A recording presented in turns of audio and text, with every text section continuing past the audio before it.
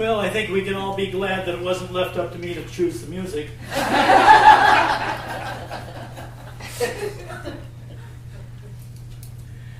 And now it's time to get a little bit more serious.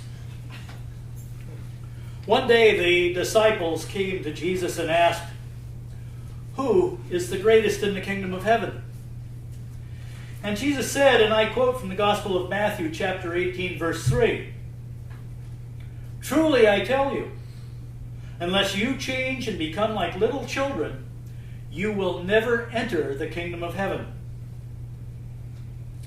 Now, Jesus was speaking to the disciples, but I've been told that everything in the Bible is a lesson for me. If that's true, then Jesus was also speaking to me. Should I know what Jesus was talking about? Now, the kingdom of heaven appeals to me, and I tried acting childish, but that just got my friends to avoid me. I am an introvert, but not that much of an introvert. Having a few friends at least part of the time is good. I needed to know the difference between childish and childlike. In the current Science of Mind magazine, Reverend David Alt wrote in one of the daily guides about beginner's luck. He asked, was it beginner's luck? Or was it beginner's allowing? And he went on to say, as beginners in anything, we haven't yet developed our muscles of cynicism or the resistance that comes after disappointment. As beginners, we are in a much greater state of natural allowing. And he introduced the topic of beginner's allowing with this quote from Shunryo Suzuki. In the beginner's mind, there are many possibilities, but in the expert's, there are few. The point is that children are the beginners in life. Adults are supposed to be the experts. And then I ran across this set of statistics. In 1930, adults laughed an average of 19 minutes a day. By 1980, adults laughed only an average of 6 minutes a day. On the other hand, children have been found to laugh up to 400 times a day. And it's been said that experience is the best teacher, but I have to ask, what lesson has experience been teaching us that has gotten us to stop laughing so much? If we take Matthew 18:3 metaphysically, we might interpret the lesson as, truly I tell you, unless you change and laugh 400 times a day, you will never enter the kingdom of heaven. What did Jesus know that so many of us have not figured out? Well, that depends on whom you ask. Some people will say that whether or not one enters the kingdom of heaven is predestined. Some of us are going and some of us are not. And Jesus seemed to contradict this view. He said that if we were childlike, we had a chance. If we weren't childlike, we didn't. And I can't tell you who's going where. Now, other people say that in order to enter the kingdom of heaven, one must lead an exemplary life and serve God. Some even go so far as to say we must perform prescribed rituals and say all the right things. A case in point. A minister died suddenly and found himself at the pearly gates. As a minister, he performed all the right rituals, said the right things, and believed he had served God. He wasn't sure, however, that he'd always lived an exemplary life. He confessed some of his misdeeds to St. Peter and wondered if he qualified to enter the kingdom of heaven. St. Peter said, "Come on in."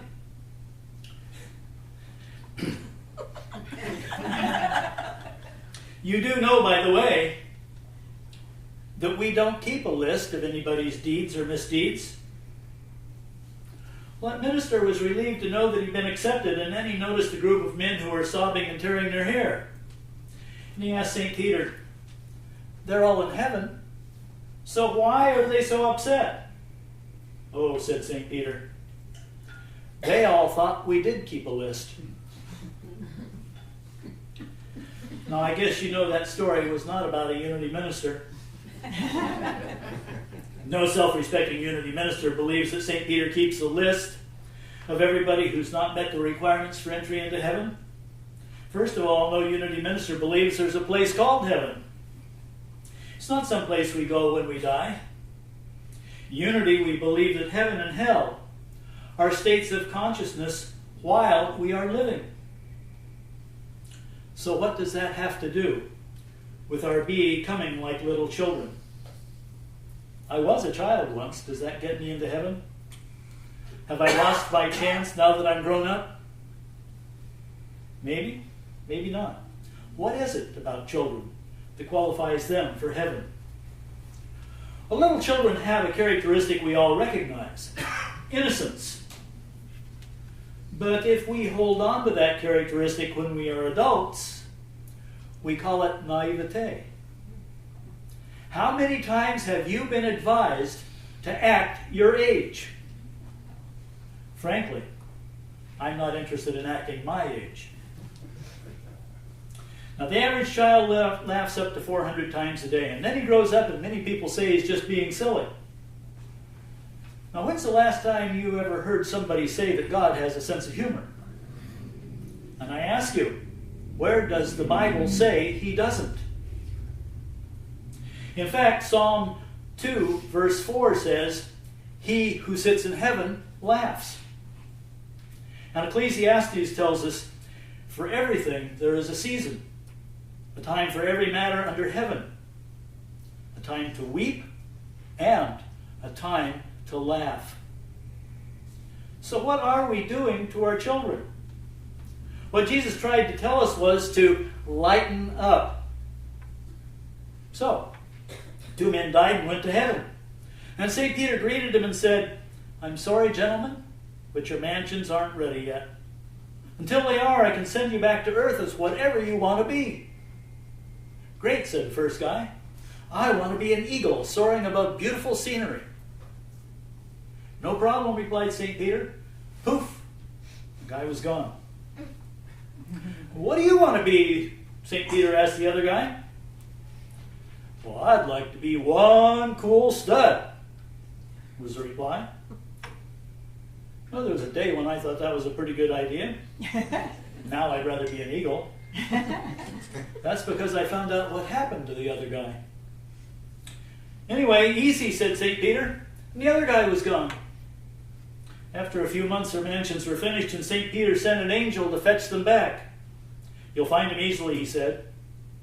"One of them is soaring above the Grand Canyon, and the other one's on a snow tire somewhere in Detroit." Now, if either of these bits get a laugh out of you, I assume you're feeling better than you did when you got here. If so, you're beginning to get an idea of what heaven consciousness can be like. It does come with a warning, however. Be careful what you pray for. You might end up as a stud on a snow tire in Detroit. Now, I like what Unity teaches about heaven and hell, but as Cindy's bumper sticker says, I shouldn't believe everything I think. Now, not too long ago, a teacher, a garbage collector, and a lawyer arrived at the pearly gates. St. Peter gave them a test to see if they could get into heaven. They were each required to answer one question. St. Peter asked the teacher, "What was the name of that ship that crashed into the iceberg?" "You know, they just made a movie about it." "That's easy," answered the teacher. "It was the Titanic." St. Peter opened the gate and the teacher entered heaven. Now St. Peter checked out the garbage man who hadn't showered since his last collection. Heaven sure doesn't need that smell, he thought. He decided to make the question a little harder. He asked, "How many people died on the Titanic?" Well, the garbage man, however, had just seen the movie. 1,228, he answered. St. Peter opened the gate and the garbage man entered heaven. Finally, St. Peter turned to the lawyer and he said, "Name them."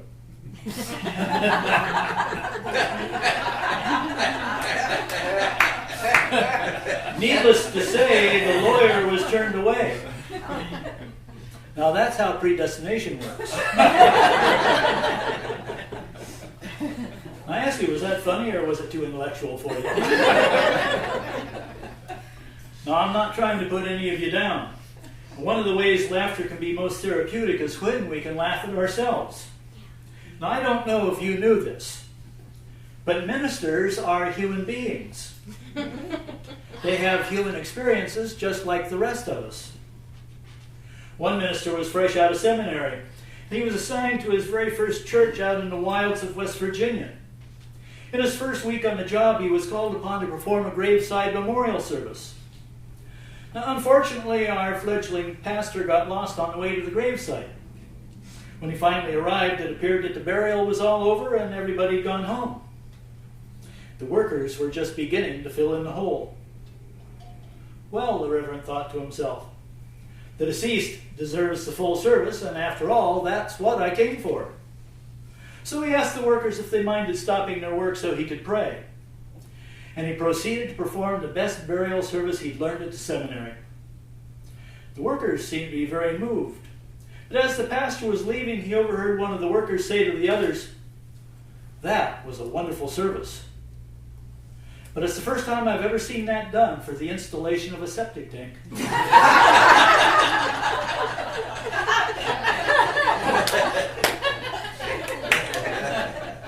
Now that story made me laugh, but it also made me feel a lot better about some of the dumb things I've done. Can you imagine how foolish the minister must have felt? Now that's the lesson. The minister did not allow his embarrassment to get the best of him. He didn't beat himself up for being so stupid. Instead, he was able to laugh about his mistake. I know this because that minister told this story on himself. I don't suppose this was the same minister who delivered a eulogy for one of the community's leading citizens. He said, "We have here only the shell. The nut is gone." I'm guessing the mourners were aware that the deceased had never taken himself too seriously. Now, I've done some embarrassing things in my life, and I've agonized over some of them. I felt as though my life was hell at the time. Thank heaven I eventually learned to not take myself too seriously. Now, I used to be a history teacher in a public school in California. In 35 years, I probably learned more from my students than they did from me. During finals week in one of my early years, I had a troublesome student who often gave me a bad time. I didn't think he could pass the final exam, and I told him that if he passed, he could take charge of the rest of the class period.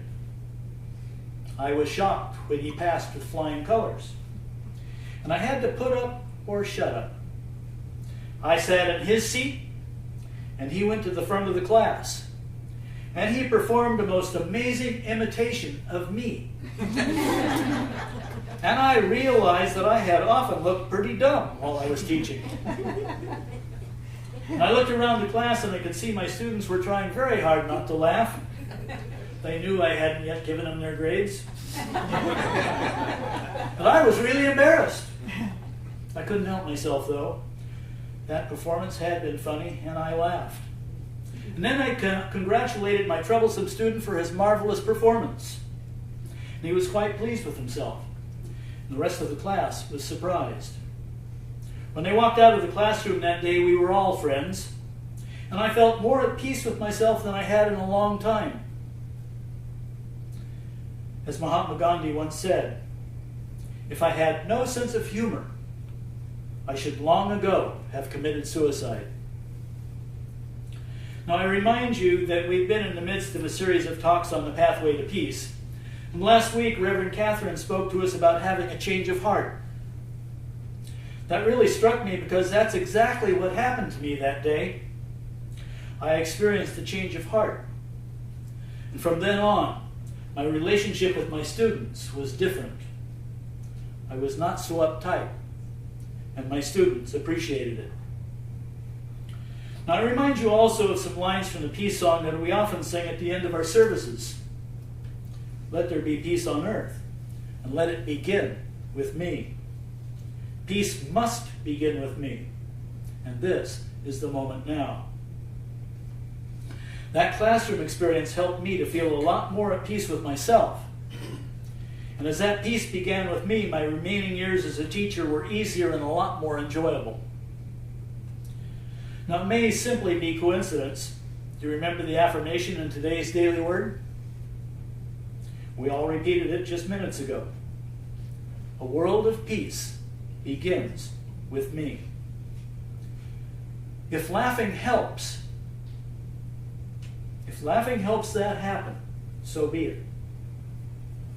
As Victor Borge once said, laughter is the shortest distance between two people. In their book Amusing Grace, King Duncan and Angela Akers tell us that humor puts you in control of every situation. Nothing you can laugh at will ever have any control over you. A feeling of control helps us relax. And they also say when you share a laugh with someone, you lower your defenses to them. You revel in the shared experience of being human.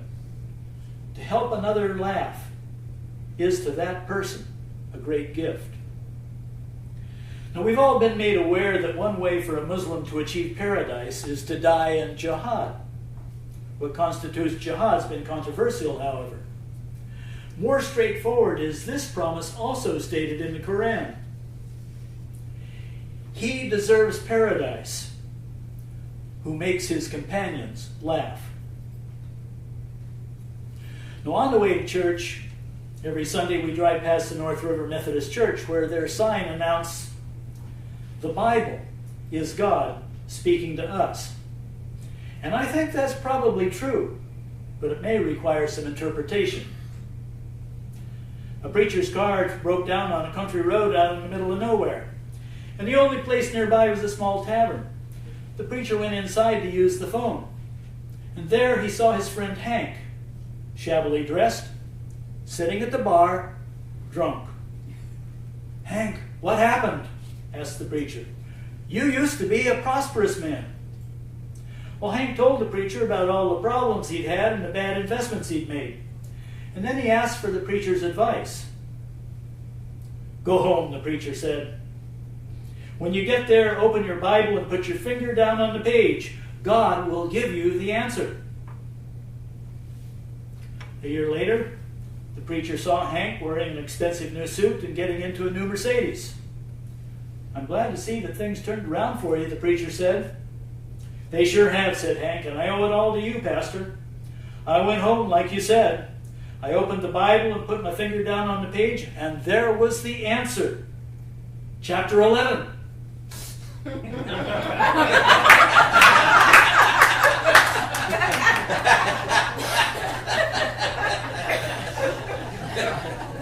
I simply declared bankruptcy. So, God may speak to us through the Bible. We just need to be open to the message, which often is not as complicated as we tend to make it. Now, I leave you this morning with this advice from the great Swami Bhayandananda. Make friends with your inner child. Your inner child's a terrific kid, but most of us are so busy being adults that we leave our inner child at home whenever we go anywhere. And we don't even bother to get a babysitter. So I suggest you start taking your inner child out to the park, to the movies, to the zoo. And if you feel blocked, ask your inner child for help. Your inner child loves to play with blocks. Now make sure you laugh 400 times a day. The Swami actually said make sure you laugh at least once a day, but now we know that it takes more than a laugh a day to keep the doctor away. Swami went on, laughter opens you up to let life's experiences flow through you. If you're not laughing regularly, you may be suffering from humoroids. Hardened attitudes which may actually lower your laugh expectancy. So I suggest taking a laxative daily. About 1 ml of Dangerfield should be sufficient. And that should restore regular hilarity. And so, by the authority vested in me by the Swami Beyondananda, I hereby pronounce you, Lady and Sir Laugh-A-Lot. Now you're ready to move on to the affirmation in tomorrow's daily word. I live life joyously and with enthusiasm. And so it is. Tee hee.